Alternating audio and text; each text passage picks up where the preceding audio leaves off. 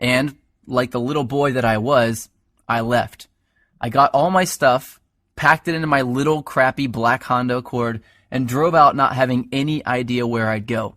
I didn't have any friends in town, and I was way too proud to ask some random person if I could stay with them, so I drove around until I found a vacant house that was for sale, and I parked behind it hoping no one would notice me sleeping in my car.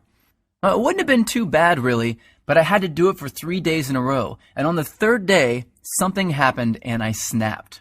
See, I had to sleep with my windows open because it was way too hot to close them. But the mosquitoes were so bad that I had to use a blanket to keep them off me, so I only slept about 2 hours each night, and I couldn't even lean the driver's seat back because all my stuff was packed in the back seat behind me. So I had to sleep sitting up in the driver's seat, covered in a blanket, in the sweltering heat behind a vacant house like a hobo. And then it happened. I was half asleep and I hear, "Freeze, put your hands where I can see them." I freak out, of course.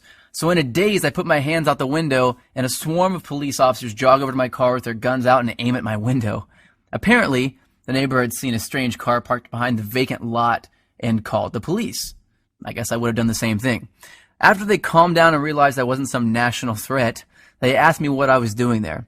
And that's when I did it. I told them that my girlfriend's dad was in town, and he didn't know we were dating, so I had to sleep in my car for a few days. That's when one cop turned off his flashlight, looked at the other cop in complete disbelief, and turned to me and said, "Seriously?" I was tired and I didn't have the energy to explain more, so I just said, "Yeah."